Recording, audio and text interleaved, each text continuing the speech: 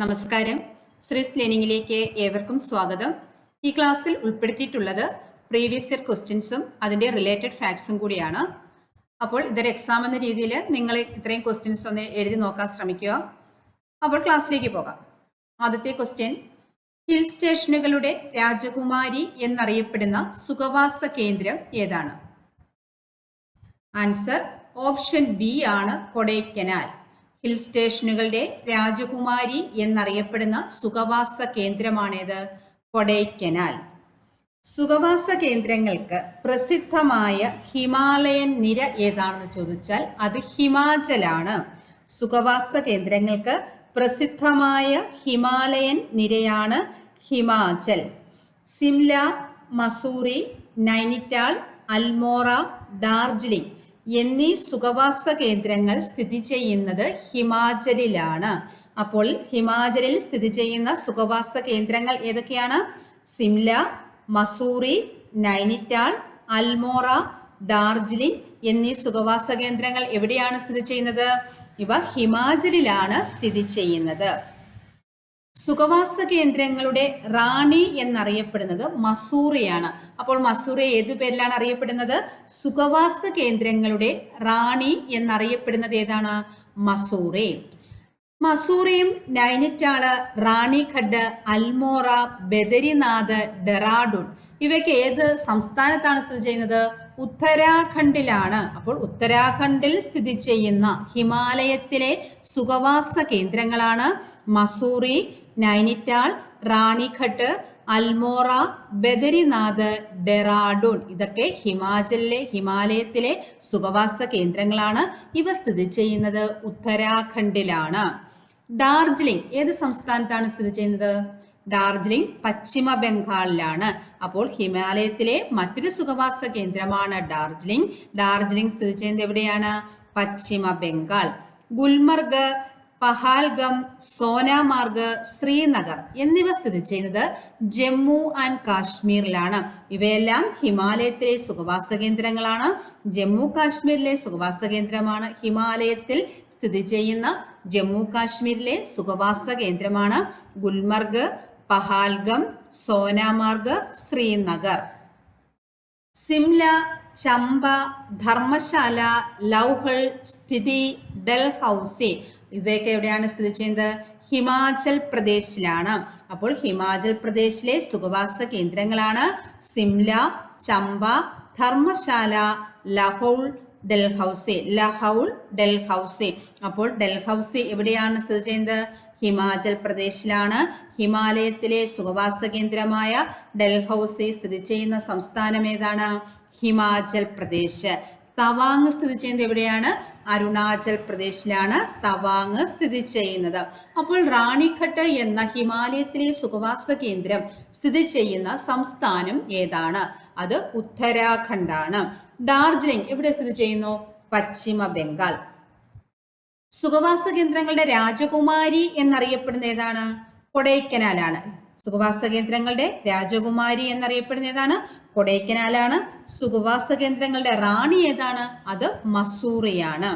എന്നാൽ meadow of gold, സ്വർണ്ണ പുൽമേട് എന്നറിയപ്പെടുന്ന സുഖവാസ കേന്ദ്രം ഏതാണ്? അത് സോനാമാർഗ് ആണ്. അപ്പോൾ മെഡോ ഓഫ് ഗോൾഡ് അഥവാ സ്വർണ്ണ പുൽമേട് എന്നറിയപ്പെടുന്ന സുഖവാസ കേന്ദ്രം ഏത്? അതേതാണ്? സോനാമാർഗ് ആണ്. നമുക്കിനി അടുത്ത ക്വസ്റ്റ്യനിലേക്ക് പോകാം. ബംഗാൾ ഉൾക്കടൽ നദീവ്യൂഹത്തിൽ ഉൾപ്പെടാത്ത നദി ഏത്? ബംഗാൾ ഉൾക്കടൽ നദീവ്യൂഹത്തിൽ ഉൾപ്പെടാത്ത നദി ഏതാണ്? ഈ താഴെ തന്നിരിക്കുന്നതിൽ ബംഗാൾ ഉൾക്കടൽ നദീവ്യൂഹത്തിൽ ഉൾപ്പെടാത്ത നദി ഏത്? ആൻസർ ഓപ്ഷൻ സി ആണ്, നർമ്മദ. ബംഗാൾ ഉൾക്കടൽ നദീവ്യൂഹത്തിൽ ഉൾപ്പെടാത്ത ഒരു നദിയാണേത്? നർമ്മദ നദി. അപ്പോൾ ഇനി നമുക്ക് ബംഗാൾ ഉൾക്കടൽ നദീവ്യൂഹത്തിൽ ഉൾപ്പെടാത്ത പ്രധാന നദികൾ ഏതൊക്കെയാണെന്ന് നോക്കാം. ഗംഗ, ബ്രഹ്മപുത്ര, മഹാനദി, ഗോദാവരി, കൃഷ്ണ, കാവേരി. അപ്പോൾ ഈ നദികളൊക്കെ ബംഗാൾ ഉൾക്കടൽ നദീവ്യൂഹത്തിൽ ഉൾപ്പെടുന്ന നദികളാണ്. ബംഗാൾ ഉൾക്കടൽ നദീവ്യൂഹത്തിൽ ഉൾപ്പെടുന്ന പ്രധാന നദികൾ ഏതൊക്കെയാണ്? ഗംഗ, ബ്രഹ്മപുത്ര, മഹാനദി, ഗോദാവരി, കൃഷ്ണ, കാവേരി ഇവയെല്ലാം ബംഗാൾ ഉൾക്കടൽ നദീവ്യൂഹത്തിൽ ഉൾപ്പെടുന്ന പ്രധാന നദികളാണ്. കിഴക്കോട്ടൊഴുകുന്ന നദികളാണ് ബംഗാൾ ഉൾക്കടൽ നദീവ്യൂഹത്തിൽ ഉൾപ്പെടുന്നത്. ഈ നദികളുടെ പതനസ്ഥാനം എവിടെയായിരിക്കും? ബംഗാൾ ഉൾക്കടലിലാണ്. അപ്പോൾ ഗംഗ, ബ്രഹ്മപുത്ര, മഹാനദി, ഗോദാവരി, കൃഷ്ണ, കാവേരി. അപ്പോൾ ഈ നദികളുടെയൊക്കെ പതനസ്ഥാനം എവിടെയാണ്? അത് ബംഗാൾ ഉൾക്കടലിലാണ്. പടിഞ്ഞാറോട്ടൊഴുകുന്ന നദികളാണ് അറബിക്കടൽ നദീവ്യൂഹത്തിൽ ഉൾപ്പെടുന്നത്. അപ്പോൾ കിഴക്കോട്ടൊഴുകുന്ന നദികളെല്ലാം ഏത് നദീവ്യൂഹത്തിൽ ഉൾപ്പെടുന്നതാണ്? ബംഗാൾ ഉൾക്കടൽ നദീവ്യൂഹത്തിൽ ഉൾപ്പെടുന്നതാണ് കിഴക്കോട്ടൊഴുകുന്ന നദികളെല്ലാം. എന്നാൽ പടിഞ്ഞാറോട്ടൊഴുകുന്ന നദികളെല്ലാം ഉൾപ്പെടുന്നത് അറബിക്കടൽ നദീവ്യൂഹത്തിലാണ്. സിന്ധു, നർമ്മദ, താപ്തി, സബർമതി, പെരിയാർ, മാഹി എന്നീ നദികൾ അറബിക്കടൽ നദീവ്യൂഹത്തിൽ ഉൾപ്പെടുന്ന പ്രധാന നദികളാണ്. അപ്പോൾ അറബിക്കടൽ നദീവ്യൂഹത്തിൽ ഉൾപ്പെടുന്ന പ്രധാന നദികൾ ഏതെല്ലാമാണ്? സിന്ധു, നർമ്മദ, താപ്തി, സബർമതി, പെരിയാർ, മാഹി എന്നീ നദികൾ അറബിക്കടൽ നദീവ്യൂഹത്തിൽ ഉൾപ്പെടുന്നു. എന്നാൽ ബംഗാൾ ഉൾക്കടൽ നദീവ്യൂഹത്തിൽ ഉൾപ്പെടുന്ന നദികൾ ഏതൊക്കെയാണ്? ഗംഗ, ബ്രഹ്മപുത്ര, മഹാനദി, ഗോദാവരി, കൃഷ്ണ, കാവേരി എന്നീ നദികൾ ബംഗാൾ ഉൾക്കടൽ നദീവ്യൂഹത്തിൽ ഉൾപ്പെടുന്നു. കിഴക്കോട്ടൊഴുകുന്ന നദികളെല്ലാം ബംഗാൾ ഉൾക്കടൽ നദീവ്യൂഹത്തിലാണ്. ഇവ ചെന്ന് പതിക്കുന്ന എവിടെയാണ്? ബംഗാൾ ഉൾക്കടലിലാണ്. എന്നാൽ അറബിക്കടൽ നദീവ്യൂഹത്തിൽ ഉൾപ്പെടുന്ന നദികളെല്ലാം ഒഴുകുന്നവയും അറബിക്കടലിൽ പതിക്കുന്നവയും ആണ്. അവ ഏതൊക്കെയാണ്? സിന്ധു, നർമ്മദ, താപ്തി, സബർമതി, പെരിയാർ, മാഹി എന്നീ നദികളാണ്. അടുത്ത ക്വസ്റ്റ്യനിലേക്ക് പോകാം. ഇന്ത്യയിലെ ഏറ്റവും ഉയരത്തിൽ സ്ഥിതി ചെയ്യുന്ന എയർപോർട്ടായ ലേ ഏത് നദിക്കരയിലാണ്? ആൻസർ ഓപ്ഷൻ സി ആണ്, സിന്ധു നദിക്കരയിലാണ്. അപ്പോൾ ഇന്ത്യയിലെ ഏറ്റവും ഉയരത്തിൽ സ്ഥിതി ചെയ്യുന്ന എയർപോർട്ടാണ് ലേ. ഇത് ഏത് നദിക്കരയിലാണ്? സിന്ധു നദിക്കരയിലാണ്. അടുത്ത ക്വസ്റ്റ്യൻ, മൺസൂൺ എന്ന വാക്ക് ഏത് ഭാഷയിൽ നിന്ന് എടുത്തതാണ്? ആൻസർ ഓപ്ഷൻ എ ആണ്, അറബി. അപ്പോൾ മൺസൂൺ എന്ന വാക്ക് ഏത് ഭാഷയിൽ നിന്ന് എടുത്തതാണ്? അറബി ഭാഷയിൽ നിന്നും എടുത്തതാണ്. മൗസിം എന്ന അറബി പദത്തിൽ നിന്നാണ് മൺസൂൺ എന്ന പദം രൂപം കൊണ്ടത്. അപ്പോൾ ഏത് പദത്തിൽ നിന്നാണ്? മൗസിം എന്ന അറബി പദത്തിൽ നിന്നുമാണ്. മൺസൂൺ എന്ന വാക്കിന്റെ അർത്ഥം കാലത്തിനൊത്ത് ദിശ മാറുന്ന കാറ്റുകൾ എന്നാണ്. അപ്പോൾ കാലത്തിനൊത്ത് ദിശ മാറുന്ന കാറ്റുകൾ എന്നർത്ഥം വരുന്ന പദം ഏതാണ്? അതാണ് മൺസൂൺ. അപ്പോൾ മൺസൂൺ എന്ന വാക്കിനർത്ഥമാണ് കാലത്തിനൊത്ത് ദിശ മാറുന്ന കാറ്റുകൾ. മൗസിം എന്ന അറബി പദത്തിൽ നിന്നാണ് മൺസൂൺ എന്ന പദം രൂപം കൊണ്ടത്. മൺസൂൺ കാറ്റിന്റെ ഗതി ആദ്യമായി തിരിച്ചറിഞ്ഞതാരാണ്? ഹിപ്പാലസ് ആണ്. അപ്പോൾ മൺസൂൺ കാറ്റിന്റെ ഗതി ആദ്യമായി തിരിച്ചറിഞ്ഞതാരാണ്? ഹിപ്പാലസ് ആണ്. മൺസൂണിന്റെ രൂപം കൊള്ളലിന് പിന്നിലെ ഘടകങ്ങൾ ഏതെല്ലാമാണ്? സൂര്യന്റെ ആയനം, കോറിയോലിസ് പ്രഭാവം, താപനത്തിലെ വ്യത്യാസം, ഇതെല്ലാം മൺസൂണിന്റെ രൂപം കൊള്ളലിന് പിന്നിലെ ഘടകങ്ങളാണ്. ഇതൊക്കെ വേണമെങ്കിൽ നമുക്ക് കൂട്ടത്തിൽ പെടാത്തതൊക്കെ ആയിട്ട് തന്ന് ഓപ്ഷൻ തന്നിട്ട് ചോദിക്കാം. മൺസൂണിന്റെ രൂപം കൊള്ളലിന് പിന്നിലെ ഘടകങ്ങൾ ഏതൊക്കെയാണ്? സൂര്യന്റെ ആയനം, കോറിയോലിസ് പ്രഭാവം, താപനത്തിലെ വ്യത്യാസം, ഇതൊക്കെ മൺസൂണിന്റെ രൂപം കൊള്ളലിന് പിന്നിലെ ഘടകങ്ങളാണ്. മൺസൂൺ കാറ്റ് കാലിക വാദത്തിന് ഉദാഹരണമാണ്. അപ്പോൾ കാലിക വാദത്തിന് ഉദാഹരണമാണ് ഏത്? മൺസൂൺ കാറ്റ് എന്ന് പറയുന്നത് കാലിക വാദത്തിന് ഉദാഹരണമാണ്. അപ്പോൾ മൺസൂൺ എന്ന വാക്കിന്റെ അർത്ഥം എന്താണ്? കാലത്തിനൊത്ത് ദിശ മാറുന്ന കാറ്റുകൾ. മൺസൂൺ കാറ്റിന്റെ ഗതി ആദ്യമായി തിരിച്ചറിഞ്ഞതാരാണ്? അത് ഹിപ്പാലസ് ആണ്. അടുത്ത ക്വസ്റ്റ്യൻ നോക്കാം. കാൽ ബൈശാഖി എന്നത് എന്താണ്? കാൽ ബൈശാഖി.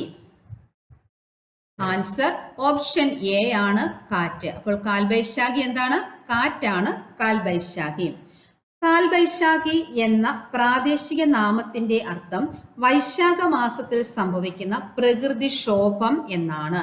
അപ്പോൾ വൈശാഖ മാസത്തിൽ സംഭവിക്കുന്ന പ്രകൃതിക്ഷോഭം എന്ന അർത്ഥം വരുന്നതാണ് എന്ത്? കാൽബൈശാഖി. കാൽബൈശാഖി എന്ന പ്രാദേശിക നാമത്തിന്റെ അർത്ഥമാണ് വൈശാഖ മാസത്തിൽ സംഭവിക്കുന്ന പ്രകൃതിക്ഷോഭം. ബംഗാളിലെ തേയില, ചണം, നെല്ല് എന്നീ കൃഷികളെ സഹായിക്കുന്ന കാറ്റ് ഏതാണെന്ന് ചോദിച്ചാൽ ഏതാണ്? കാൽബൈശാഖിയാണ്. അപ്പോൾ ബംഗാളിലെ തേയില, ചണം, നെല്ല് എന്നീ കൃഷികളെ സഹായിക്കുന്നത് കാൽബൈശാഖിയാണ്. കാൽബൈശാഖി കാറ്റിന്റെ പ്രത്യേകതയാണ് അലറുന്ന കാറ്റെന്നും ആലിപ്പഴ വീഴ്ചയെന്നും അറിയപ്പെടുന്നത് കാൽബൈശാഖി കാറ്റിന്റെ പ്രത്യേകതയാണ്. ഉഷ്ണകാലത്ത് ബംഗാളിൽ ഉണ്ടാകുന്ന ഇടിമിന്നലോട് കൂടിയ കാറ്റും മഴയും അറിയപ്പെടുന്നത് ഏതാണ്? കാൽബൈശാഖി.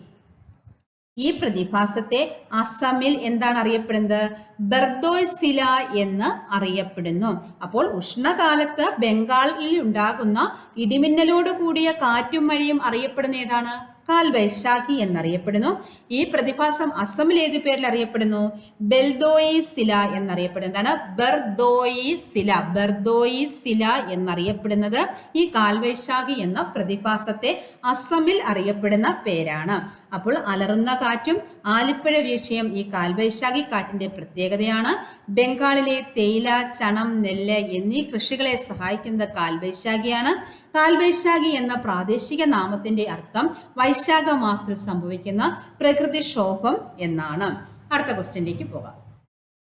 അസമിലെ കാസിരംഗ ദേശീയോദ്യാനം ഏത് മൃഗത്തിന് പ്രസിദ്ധമാണ്?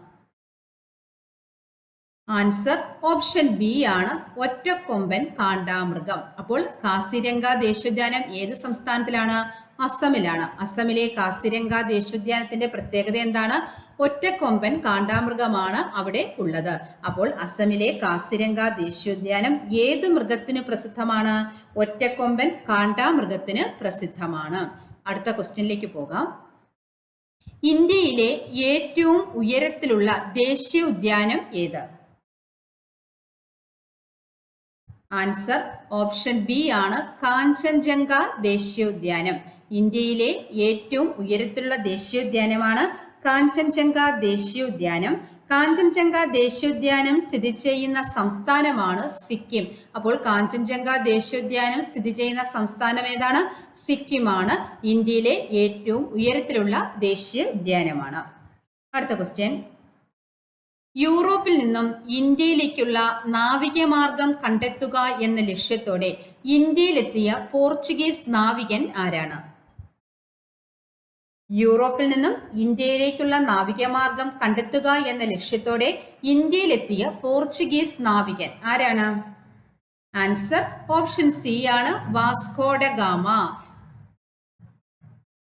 വാസ്കോ ഡ ഗാമ ഇന്ത്യയിലേക്കുള്ള ഐതിഹാസിക യാത്ര ആരംഭിച്ചത് 1497 എവിടെ നിന്നുമാണ്? ലിസ്ബണിൽ നിന്നുമാണ്. അപ്പോൾ വാസ്കോ ഡ ഗാമ ഇന്ത്യയിലേക്കുള്ള ഐതിഹാസിക യാത്ര ആരംഭിച്ചത് ലിസ്ബണിൽ നിന്ന് 1497 വാസ്കോ ഡ ഗാമയെ ഇന്ത്യയിലേക്ക് അയച്ച പോർച്ചുഗീസ് രാജാവ് ആരാണെന്ന് ചോദിച്ചാൽ അത് മാനുവൽ ഫസ്റ്റ് ആണ്. മാനുവൽ ഒന്നാമൻ രാജാവാണ് വാസ്കോ ഡ ഗാമയെ ഇന്ത്യയിലേക്ക് അയച്ച പോർച്ചുഗീസ് രാജാവ്. വാസ്കോ ഡ ഗാമ ഇന്ത്യയിൽ വന്നിറങ്ങിയ സ്ഥലമാണ് കോഴിക്കോട് ജില്ലയിലെ കാപ്പാട്. വാസ്കോ ഡ ഗാമ സഞ്ചരിച്ച കപ്പലിന്റെ പേരെന്താണ്? Saint Gabriel. Vasco da Gama സഞ്ചരിച്ച കപ്പലിന്റെ പേരെന്താണ്? Saint Gabriel. Vasco da Gama Portuguese വൈസ്രോയിയായി ഇന്ത്യയിലെത്തിയ വർഷം 1524. വാസ്കോ ഡ ഗാമ പോർച്ചുഗീസ് വൈസ്രോയിയായി ഇന്ത്യയിലെത്തിയ വർഷം എന്നാണ്? 1524. Vasco da Gama അന്തരിച്ചതെന്നാണ്?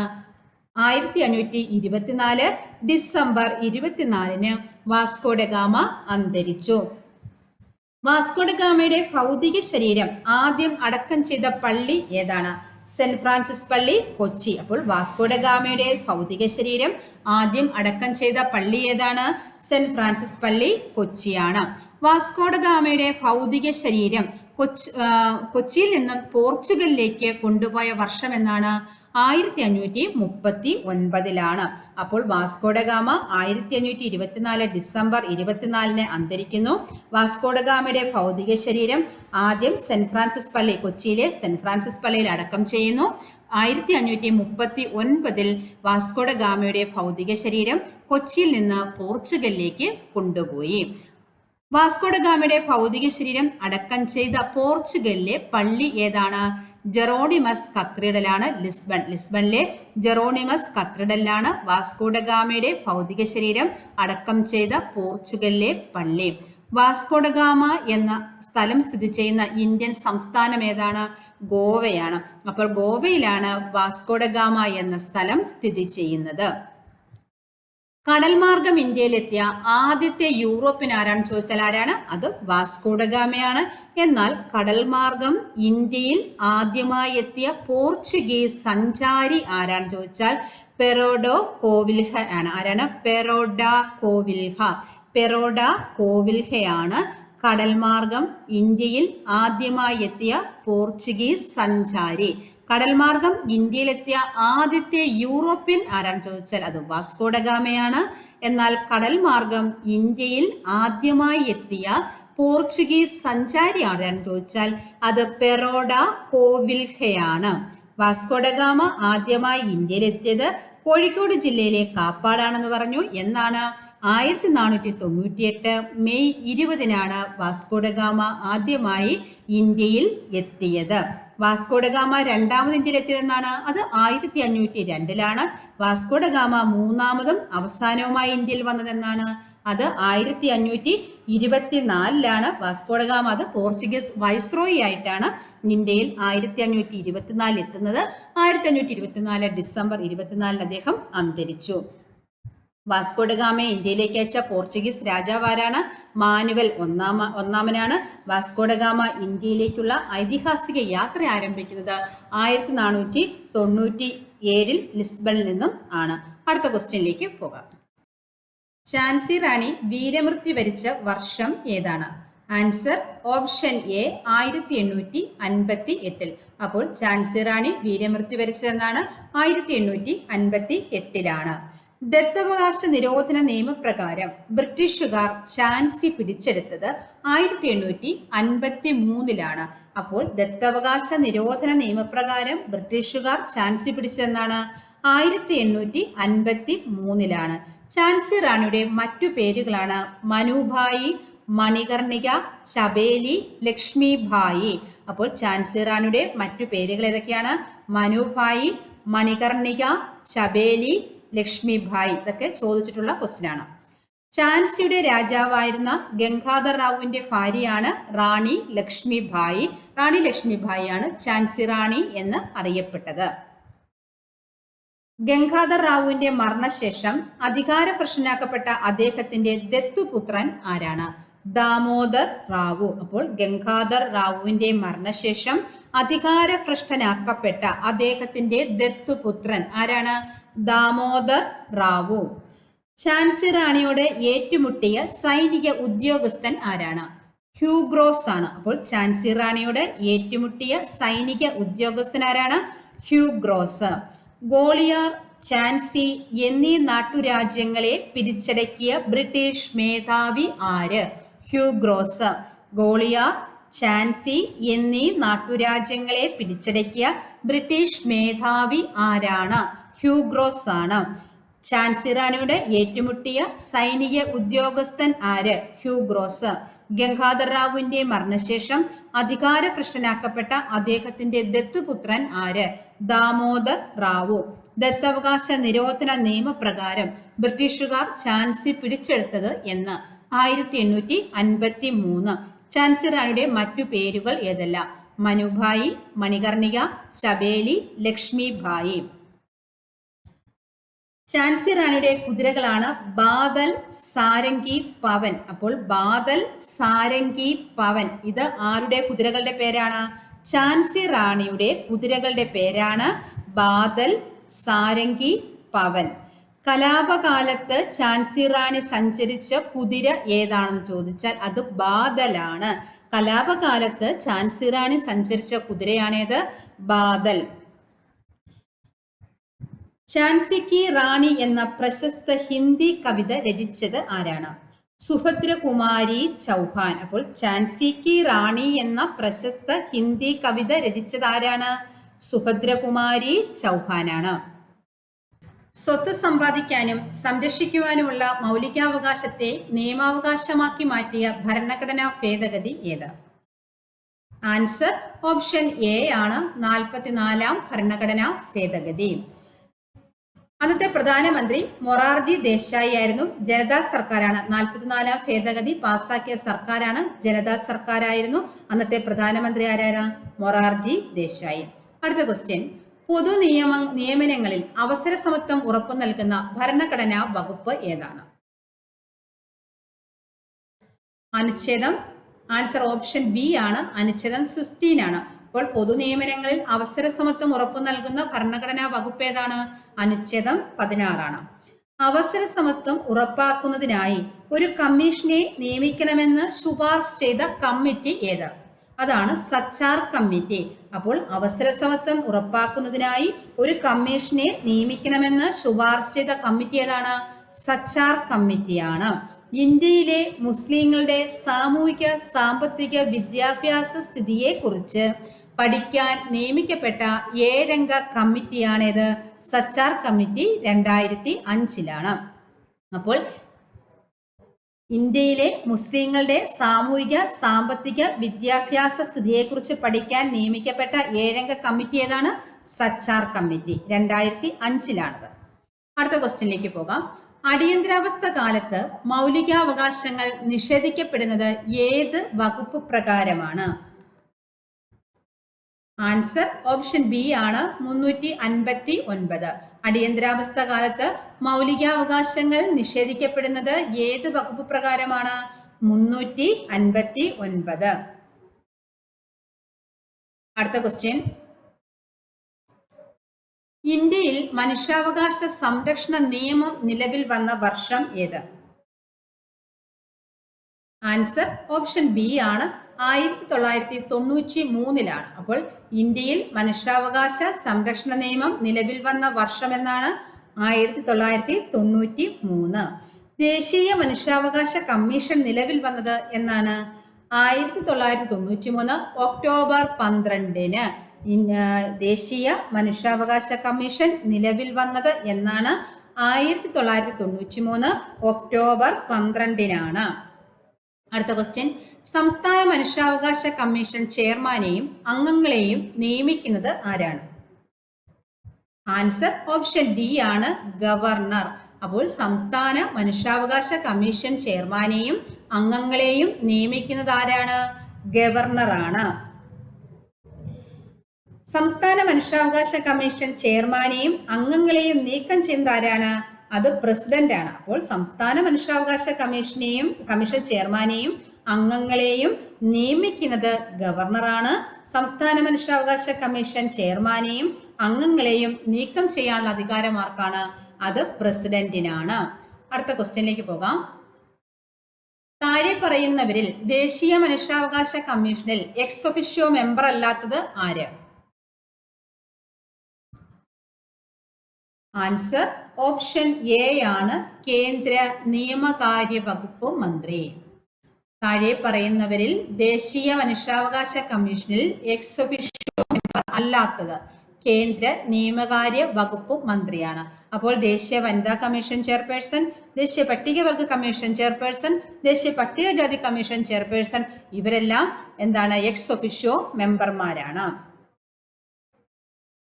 അടുത്ത ക്വസ്റ്റ്യൻ, സംസ്ഥാന മനുഷ്യാവകാശ കമ്മീഷൻ അംഗങ്ങളെ ശുപാർശ ചെയ്യുന്ന കമ്മിറ്റിയുടെ ചെയർമാൻ ആരാണ്?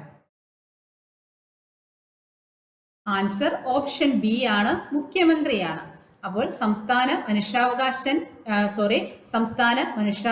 കമ്മീഷൻ അംഗങ്ങളെ ശുപാർശ ചെയ്യുന്ന കമ്മിറ്റിയുടെ ചെയർമാൻ ആരാണ്? അത് മുഖ്യമന്ത്രിയാണ്. അടുത്ത ക്വസ്റ്റ്യനിലേക്ക് പോകാം. ദേശീയ വനിതാ കമ്മീഷനിലെ ആദ്യ പുരുഷ അംഗം ആരാണ്? ദേശീയ വനിതാ കമ്മീഷനിലെ ആദ്യ പുരുഷ അംഗം ആരാണ്? ആൻസർ ഓപ്ഷൻ ഡി ആണ്. അലോക് റാവത്ത്.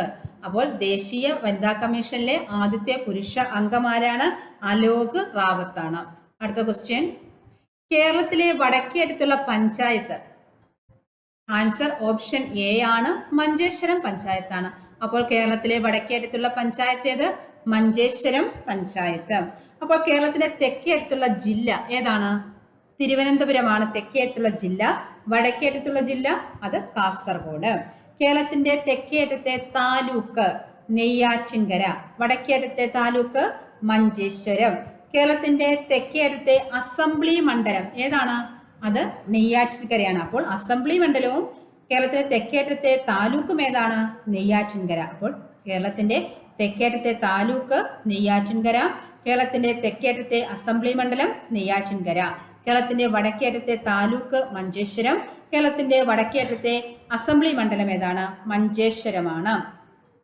കേരളത്തിന്റെ തെക്കേറ്റത്തുള്ള ലോകസഭാ മണ്ഡലം ഏതാണ്? അത് തിരുവനന്തപുരമാണ്. കേരളത്തിന്റെ വടക്കേറ്റത്തുള്ള ലോകസഭാ മണ്ഡലം ഏതാണ്? അത് കാസർഗോഡാണ്. അപ്പോൾ എന്തൊക്കെയാണ് പഠിച്ചത്? കേരളത്തിന്റെ തെക്കേ അറ്റത്തെ ജില്ല തിരുവനന്തപുരം, വടക്കേ അറ്റത്തെ ജില്ല കാസർഗോഡ്, തെക്കേ അറ്റത്തെ താലൂക്ക് നെയ്യാറ്റിൻകര, വടക്കേ അറ്റത്തെ താലൂക്ക് മഞ്ചേശ്വരം, തെക്കേ അറ്റത്തെ അസംബ്ലി മണ്ഡലം ഏതാണ്?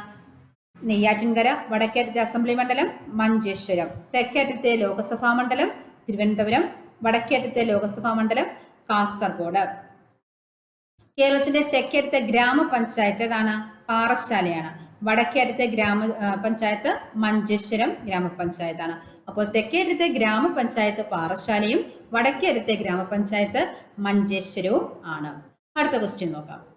ഇന്ത്യയുടെ ആകെ വിസ്തീർണത്തിന്റെ എത്ര ശതമാനമാണ് കേരളം? ആൻസർ ഓപ്ഷൻ ബി ആണ്, 1.18% ആണ്. അപ്പോൾ ഇന്ത്യയുടെ ആകെ വിസ്തീർണത്തിന്റെ 1.18% ആണ് എന്ത്? കേരളം. വിസ്തീർണത്തിൽ സംസ്ഥാനങ്ങൾക്കിടയിൽ കേരളത്തിന്റെ സ്ഥാനം എത്രയാണ്? 21ാം സ്ഥാനമാണ്. ജനസംഖ്യയുടെ അടിസ്ഥാനത്തിൽ സംസ്ഥാനങ്ങൾക്കിടയിൽ കേരളത്തിന്റെ സ്ഥാനം എത്രയാണ്? 13ാം സ്ഥാനമാണ്.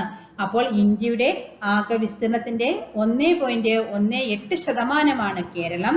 വിസ്തീർണത്തിൽ സംസ്ഥാനങ്ങൾക്കിടയിൽ കേരളത്തിന്റെ സ്ഥാനം എത്രയാണ്? 21ാം സ്ഥാനമാണ്. എന്നാൽ ജനസംഖ്യയുടെ അടിസ്ഥാനത്തിലോ 13ാം സ്ഥാനവും ആണ്. അടുത്ത ക്വസ്റ്റ്യൻ. കേരളത്തിൽ കളിമൺ നിക്ഷേപം കൂടുതലുള്ള പ്രദേശം ഏതാണ്? ആൻസർ ഓപ്ഷൻ സി ആണ്, കുണ്ടറ. കേരളത്തിൽ കളിമൺ നിക്ഷേപം കൂടുതലുള്ള പ്രദേശം ഏതാണ്? കുണ്ടറ. കേരളത്തിൽ ഏറ്റവും കൂടുതൽ ബോക്സൈറ്റ് നിക്ഷേപമുള്ള ജില്ല ഏത്? കാസർഗോഡാണ്. അപ്പോൾ കേരളത്തിലെ ഏറ്റവും കൂടുതൽ ബോക്സൈറ്റ് നിക്ഷേപമുള്ള ജില്ല ഏതാണ്? കാസർഗോഡ്. കാസർഗോഡിലെ ഏതൊക്കെ പ്രദേശങ്ങളിലാണ് ഏറ്റവും കൂടുതൽ നിക്ഷേപം കാണപ്പെടുന്നത്? കുമ്പള, നീലേശ്വരം, കാഞ്ഞങ്ങാട് എന്നീ സ്ഥലങ്ങളിലാണ് ബോക്സൈറ്റ് നിക്ഷേപം കൂടുതലായിട്ട് കാണപ്പെടുന്നത്. കേരളത്തിലെ തീരദേശ മണലിൽ നിന്നും ഉൽപ്പാദിപ്പിക്കുന്ന ആണവ ധാതു ഏത്? കേരളത്തിലെ തീരദേശ മണലിൽ നിന്നും ഉൽപ്പാദിപ്പിക്കുന്ന ആണവ ധാതു ഏതാണ്? തോറിയമാണ്. അപ്പോൾ കേരളത്തിലെ തീരദേശ മണലിൽ നിന്നും ഉൽപ്പാദിപ്പിക്കുന്ന ആണവ ധാതു ഏതാണെന്ന് ചോദിച്ചാൽ ഏതാണ്? തോറിയം.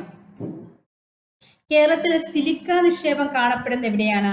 ആലപ്പുഴ ചേർത്തല പ്രദേശത്താണ്. ആലപ്പുഴയിലെ ചേർത്തല പ്രദേശത്താണ്. ആലപ്പുഴ ചേർത്തല പ്രദേശത്താണ് കേരളത്തിൽ സിലിക്ക നിക്ഷേപം ഏറ്റവും കൂടുതലായിട്ട് കാണപ്പെടുന്നത്.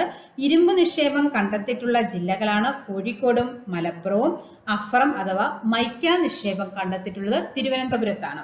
അപ്പോൾ ബോക്സൈറ്റ് ബോക്സൈറ്റ് നിക്ഷേപമുള്ള ജില്ല ഏതാണ്? കാസർഗോഡാണ് ബോക്സൈറ്റ് നിക്ഷേപം. അതുപോലെ കേരളത്തിലെ തീരദേശ മണലിൽ നിന്നും ഉൽപ്പാദിപ്പിക്കുന്ന ആണവ ധാതു ഏതാണ്? അത് തോറിയമാണ്. ബോക്സൈറ്റ് നിക്ഷേപം കാണപ്പെടുന്ന കാസർഗോഡ് ജില്ലയിലെ പ്രദേശങ്ങൾ ഏതൊക്കെയാണ്? കുമ്പള, നീലേശ്വരം, കാഞ്ഞങ്ങാട്. കേരളത്തിൽ സിലിക്ക നിക്ഷേപം കാണപ്പെടുന്ന എവിടെയാണ്? ആലപ്പുഴ ജില്ലയിലെ ചേർത്തല പ്രദേശത്താണ്, ചേർത്തലയിലാണ്. ഇരുമ്പ് നിക്ഷേപം കണ്ടെത്തിയിട്ടുള്ളത് എവിടെയാണ്? കോഴിക്കോട്, മലപ്പുറം. അഫ്രം അഥവാ മൈക്ക നിക്ഷേപം കണ്ടെത്തിയിട്ടുള്ളതോ? അത് തിരുവനന്തപുരത്താണ്. അടുത്ത ക്വസ്റ്റ്യൻ നോക്കാം. മണ്ണിനെ കുറിച്ചുള്ള പഠനം ഏതു പേരിലാണ് അറിയപ്പെടുന്നത്? മണ്ണിനെ കുറിച്ചുള്ള പഠനം അറിയപ്പെടുന്നത് ഏതു പേരിലാണ്? ആൻസർ ഓപ്ഷൻ എ ആണ്, പെഡോളജി. അപ്പോൾ മണ്ണിനെ കുറിച്ചുള്ള പഠനം ഏതു പേരിൽ അറിയപ്പെടുന്നു? പെഡോളജി. മണ്ണിനെ കുറിച്ച് പഠിക്കുന്ന ശാസ്ത്രശാഖയാണ് പെഡോളജി. പെഡോളജി പഠിക്കുന്ന ശാസ്ത്രജ്ഞനാണ് പെഡോളജിസ്റ്റ്. അപ്പോൾ പെഡോളജിസ്റ്റ് ആരാണ്? പെഡോളജി പഠിക്കുന്ന ശാസ്ത്രജ്ഞനാണ് പെഡോളജിസ്റ്റ്. വംശനാശ ഭീഷണി നേരിടുന്ന സിംഹവാലൻ കുരങ്ങുകൾ പ്രധാനമായും കാണപ്പെടുന്ന കേരളത്തിലെ ദേശീയോദ്യാനം ഏത്? ആൻസർ ഓപ്ഷൻ ബി ആണ്, സൈലന്റ് വാലി. ആൻസർ ഏതാണ്? Option B silent Valley. അടുത്ത ക്വസ്റ്റ്യൻ, തനിമ, കൃതിക എന്നീ പദ്ധതികൾ ഏതു മേഖലയുമായി ബന്ധപ്പെട്ട കേരള സർക്കാർ നടപ്പാക്കുന്നവയാണ്? കൈത്തറിയാണ്. കൈത്തറി. ഓപ്ഷൻ ബി ആണ് കൈത്തറി. തനിമ, കൃതിക എന്താണ്? തനിമ, കൃതിക എന്നീ പദ്ധതികൾ ഏതു മേഖലയുമായി ബന്ധപ്പെട്ട കേരള സർക്കാർ നടപ്പാക്കുന്നവയാണ്? കൈത്തറിയുമായി ബന്ധപ്പെട്ട പദ്ധതികളാണ് തനിമയും കൃതികയും. തനിമ തിരുവനന്തപുരത്തും കൃതിക കണ്ണൂരുമാണ്. അപ്പോൾ കേരളത്തിൽ കൈത്തറി തൊഴിലാളികൾക്കായി നടപ്പാക്കുന്ന പദ്ധതികളാണ് തനിമ. തനിമ തിരുവനന്തപുരം ജില്ലയിലും കണ്ണൂർ ജില്ലയിലാണ് കൃതിക നടപ്പിലാക്കുന്നത്. ഏറ്റവും കൂടുതൽ കൈത്തറിശാലകളുള്ള ജില്ല ഏതാണ്? കണ്ണൂരാണ്. ഏറ്റവും കൂടുതൽ കൈത്തറി സഹകരണ സംഘങ്ങളുള്ള ജില്ല തിരുവനന്തപുരം ജില്ലയിലാണ്. അപ്പോൾ ഏറ്റവും കൂടുതൽ കൈത്തറി ശാലകൾ ഉള്ള ജില്ല കണ്ണൂരാണ്. ഏറ്റവും കൂടുതൽ കൈത്തറി സഹകരണ സംഘങ്ങളുള്ള ജില്ല തിരുവനന്തപുരത്താണ്. ഏറ്റവും കുറവ് കൈത്തറി സഹകരണ സംഘങ്ങൾ വയനാടാണ്. അപ്പോൾ ഏറ്റവും കൂടുതൽ കൈത്തറി ശാലകൾ എവിടെയാണ്? കണ്ണൂർ ജില്ലയിലാണ്. ഏറ്റവും കൂടുതൽ കൈത്തറി സഹകരണ സംഘങ്ങൾ അതെവിടെയാണ്? തിരുവനന്തപുരത്താണ്. ഏറ്റവും കുറവ് കൈത്തറി സഹകരണ സംഘങ്ങൾ എവിടെയാണ്? അത് വയനാടാണ്. അടുത്ത ക്വസ്റ്റ്യനിലേക്ക് പോകാം. Indo Norwegian fisheries community project ഏതാണ്? ആൻസർ ഓപ്ഷൻ സി ആണ് നീണ്ടകര. അപ്പോൾ Indo Norwegian fisheries community project ഏതാണ്? നീണ്ടകരയാണ്. ഉൾനാടൻ മത്സ്യസമ്പന്നത വർദ്ധിപ്പിക്കുവാൻ കേരള സർക്കാർ ഫിഷറീസ് വകുപ്പിന്റെ പദ്ധതി ഏതാണ്? ഒരു നെല്ലും ഒരു മീനും. അപ്പോൾ ഉൾനാടൻ മത്സ്യസമ്പന്നത വർദ്ധിപ്പിക്കുവാനായിട്ട് കേരള സർക്കാരും ഫിഷറീസ് വകുപ്പുമായിട്ട് ചേർന്ന പദ്ധതി ഏതാണ്? ഒരു നെല്ലും ഒരു മീനും. മത്സ്യഗ്രാമങ്ങളുടെ സമഗ്ര വികസനം ലക്ഷ്യമാക്കി ഫിഷറീസ് വകുപ്പ് നടപ്പിലാക്കുന്ന പദ്ധതി ഏത്? മാതൃകാ മത്സ്യഗ്രാമം. അപ്പോൾ മത്സ്യഗ്രാമങ്ങളുടെ സമഗ്ര വികസനം ലക്ഷ്യമാക്കി ഫിഷറീസ് വകുപ്പ് നടപ്പിലാക്കുന്ന പദ്ധതി ഏതാണ്? മാതൃകാ മത്സ്യഗ്രാമം. കേരളത്തിലെ ആദ്യത്തെ മാതൃകാ മത്സ്യഗ്രാമം ഏതാണ്? കുമ്പളങ്ങിയാണ്.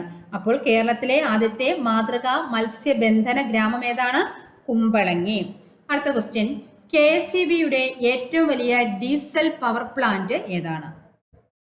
ആൻസർ ഓപ്ഷൻ ബി ആണ് ബ്രഹ്മപുരം. അപ്പോൾ ബ്രഹ്മപുരം ഡീസൽ പവർ പ്ലാന്റ് ആണ്. KSEBയുടെ ഏറ്റവും വലിയ ഡീസൽ പവർ പ്ലാന്റ് ഏതാണ്? ബ്രഹ്മപുരം. കേരളത്തിലെ ആദ്യത്തെ ഡീസൽ താപ വൈദ്യുത നിലയമാണേത്? ബ്രഹ്മപുരം. ബ്രഹ്മപുരം ഏത് ജില്ലയിലാണ്? എറണാകുളം ജില്ലയിലാണ്. കേരളത്തിലെ രണ്ടാമത്തെ ഡീസൽ താപ വൈദ്യുത നിലയം ഏത്? നല്ലളം. നല്ലളം ഏത് ജില്ലയിലാണ്? കോഴിക്കോട് ജില്ലയിലാണ് നല്ലളം സ്ഥിതി ചെയ്യുന്നത്. അപ്പോൾ കേരളത്തിലെ ആദ്യത്തെ ഡീസൽ വൈദ്യുത നിലയം എറണാകുളം ജില്ലയിലെ ബ്രഹ്മപുരത്താണ്. കേരളത്തിലെ രണ്ടാമത്തെ ഡീസൽ താപ വൈദ്യുത നിലയം എവിടെയാണ്? കോഴിക്കോട് ജില്ലയിലെ നല്ലളമാണ്. കേരളത്തിലെ നാഫ്ത ഇന്ധനമായി ഉപയോഗിക്കുന്ന ആദ്യത്തെ താപവൈദ്യുത നിലയം. കേരളത്തിൽ നാഫ്ത ഇന്ധനമായി ഉപയോഗിക്കുന്ന ആദ്യത്തെ താപവൈദ്യുത നിലയം ഏതാണ്? കായംകുളം NTPC താപ നിലയമാണ്. അത് Rajiv Gandhi combined cycle power project എന്ന് അറിയപ്പെടുന്നു. Rajiv Gandhi combined cycle power project ആണ് കായംകുളം താപ വൈദ്യുത നിലയം. കായംകുളം NTPC താപ നിലയം. കായംകുളം താപനിലയം സ്ഥിതി ചെയ്യുന്ന ജില്ല ആലപ്പുഴയിലാണ്. ആലപ്പുഴയിലെ ചൂളത്തെരുവ്.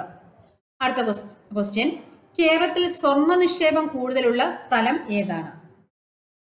ആൻസർ ഓപ്ഷൻ എ ആണ് നിലമ്പൂരാണ്. കേരളത്തിൽ സ്വർണ്ണ നിക്ഷേപം കൂടുതലുള്ള സ്ഥലം ഏതാണ്?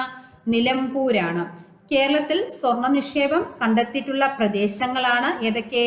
മേപ്പാടി, വൈത്തിരി, മാനന്തവാടി, നിലമ്പൂർ. ഏതൊക്കെയാണ്? മേപ്പാടി, വൈത്തിരി, മാനന്തവാടി, നിലമ്പൂർ എന്നീ പ്രദേശങ്ങളിലാണ് കേരളത്തിൽ സ്വർണ്ണ നിക്ഷേപം കണ്ടെത്തിയിട്ടുള്ള പ്രദേശം. കേരളത്തിൽ സ്വർണ്ണ നിക്ഷേപം കൂടുതലുള്ള സ്ഥലം ഏതാണ്? അത് നിലമ്പൂരാണ്. നമ്മൾ ഈ പഠിച്ച ക്വസ്റ്റ്യൻസും ആൻസറും മാത്രം നമുക്കൊന്ന് നോക്കിപ്പോകാം. ഹിൽ സ്റ്റേഷനുകളുടെ രാജകുമാരി എന്നറിയപ്പെടുന്ന സുഖവാസ കേന്ദ്രം ഏതാണ്? കൊടൈക്കനാൽ. ബംഗാൾ ഉൾക്കടൽ നദീവ്യൂഹത്തിൽ ഉൾപ്പെടാത്ത നദി ഏത്? നർമ്മദ. ഇന്ത്യയിലെ ഏറ്റവും ഉയരത്തിൽ സ്ഥിതി ചെയ്യുന്ന എയർപോർട്ടായ ലേ ഏത് നദിക്കരയിലാണ്? സിന്ധു. മൺസൂൺ എന്ന വാക്ക് ഏത് ഭാഷയിൽ നിന്ന് എടുത്തതാണ്? അറബി. കാൽബൈശാഖി എന്നത് കാറ്റ്. അസമിലെ കാസിരംഗ ദേശീയോദ്യാനം ഏത് മൃഗത്തിന് പ്രസിദ്ധമാണ്? ഒറ്റക്കൊമ്പൻ കാണ്ടാമൃഗം. ഇന്ത്യയിലെ ഏറ്റവും ഉയരത്തിലുള്ള ദേശീയോദ്യാനം ഏത്? കാഞ്ചൻജംഗ ദേശീയോദ്യാനം. യൂറോപ്പിൽ നിന്നും ഇന്ത്യയിലേക്കുള്ള നാവികമാർഗം കണ്ടെത്തുക എന്ന ലക്ഷ്യത്തോടെ ഇന്ത്യയിലെത്തിയ പോർച്ചുഗീസ് നാവികൻ ആരാണ്? Vasco da Gama. Jhansi Rani വീരമൃത്യു വരിച്ച വർഷം എന്നാണ്? 1858. ഏത് ഗവർണർ ജനറലിന്റെ കാലത്താണ് ബനാറസ് ഉടമ്പടി ഒപ്പുവെച്ചത്? Warren Hastings. ഇന്ത്യയുടെ മത സാമൂഹിക പരിഷ്കരണ രംഗത്ത് ഏറ്റവും കൂടുതൽ സംഭാവന അർപ്പിച്ച പ്രസ്ഥാനം ഏതാണ്? ബ്രഹ്മസമാജം. ഏത് വർഷമാണ് ആത്മീയ സഭ രൂപീകരിച്ചത്? 1815. പഞ്ചശീല തത്വങ്ങൾ ഒപ്പുവെച്ച ഇന്ത്യൻ പ്രധാനമന്ത്രി ആര്? ജവഹർലാൽ നെഹ്റു. പയ്യന്നൂരിൽ നടന്ന 4ാം അഖില കേരള രാഷ്ട്രീയ സമ്മേളനത്തിൽ അധ്യക്ഷത വഹിച്ചത് ആരാണ്? നെഹ്റു ആണ്. ഗാന്ധിജി ഇന്ത്യയിൽ നടത്തിയ ആദ്യത്തെ സത്യാഗ്രഹം ചമ്പാരൻ സത്യാഗ്രഹം. ഇന്ത്യയിലെ ആദ്യത്തെ ഉപരാഷ്ട്രപതി ഡോക്ടർ എസ് രാധാകൃഷ്ണൻ. ഒരു സംസ്ഥാനത്തെ ഗവർണർ ആയതിനു ശേഷം പ്രസിഡന്റായ ആദ്യത്തെ വ്യക്തി ഡോക്ടർ സക്കീർ ഹുസൈൻ. ഇന്ത്യൻ ഭരണഘടനയുടെ 3ാം ഭാഗത്തിൽ പ്രതിപാദിച്ചിരിക്കുന്നത് മൗലിക അവകാശങ്ങൾ. മൗലികാവകാശങ്ങൾ ഉൾപ്പെടെ ഭരണഘടനയുടെ ഏതു ഭാഗവും ഭേദഗതി ചെയ്യുവാൻ പാർലമെന്റിന് അധികാരമുണ്ടെന്ന് വ്യവസ്ഥ ചെയ്ത ഭേദഗതി 24ാം ഭേദഗതി. സ്വത്ത് സമ്പാദിക്കാനും സംരക്ഷിക്കാനുമുള്ള മൗലികാവകാശത്തെ നിയമാവകാശമാക്കി മാറ്റിയ ഭരണഘടനാ ഭേദഗതി 44ാം ഭേദഗതി. പൊതു നിയമങ്ങളിൽ അവസര സമത്വം ഉറപ്പു നൽകുന്ന ഭരണഘടനാ വകുപ്പ് അനുച്ഛേദം 16. അടിയന്തരാവസ്ഥ കാലത്ത് മൗലികാവകാശങ്ങൾ നിഷേധിക്കപ്പെടുന്നത് ഏത് വകുപ്പ് പ്രകാരമാണ്? 359. ഇന്ത്യയിൽ മനുഷ്യാവകാശ സംരക്ഷണ നിയമം നിലവിൽ വന്ന വർഷം ഏത്? 1993. സംസ്ഥാന മനുഷ്യാവകാശ കമ്മീഷൻ ചെയർമാനെയും അംഗങ്ങളെയും നിയമിക്കുന്നത് ആര്? ഗവർണർ. താഴെ പറയുന്നവരിൽ ദേശീയ മനുഷ്യാവകാശ കമ്മീഷനിൽ എക്സ് ഒഫീഷ്യോ മെമ്പർ അല്ലാത്തത്? കേന്ദ്ര നിയമകാര്യ വകുപ്പ് മന്ത്രി. സംസ്ഥാന മനുഷ്യാവകാശ കമ്മീഷൻ അംഗങ്ങളെ ശുപാർശ ചെയ്യുന്ന കമ്മിറ്റിയുടെ ചെയർമാൻ മുഖ്യമന്ത്രി. ദേശീയ വനിതാ കമ്മീഷനിലെ ആദ്യ പുരുഷ അംഗം അലോക് റാവത്ത്. കേരളത്തിലെ വടക്കേടുത്തുള്ള പഞ്ചായത്ത് മഞ്ചേശ്വരം. ഇന്ത്യയുടെ ആകെ വിസ്തീർണത്തിന്റെ എത്ര ശതമാനമാണ് Keralam? 1.18%.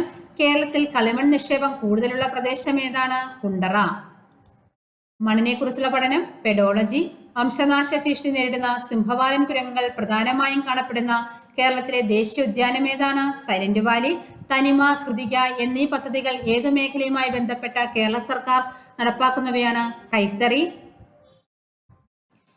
Indo Norwegian fisheries community project Neendakara. KSEBിയുടെ ഏറ്റവും വലിയ ഡീസൽ പവർ പ്ലാന്റ് ബ്രഹ്മപുരം. കേരളത്തിൽ സ്വർണ്ണ നിക്ഷേപം കൂടുതലുള്ള സ്ഥലം ഏതാണ്? നിലമ്പൂർ. ഇതെല്ലാം നല്ല വ്യക്തമായിട്ട് പഠിക്കാൻ ശ്രമിക്കുക. മറ്റു ക്ലാസ്സുമായി വീണ്ടും കാണാം. Thank you.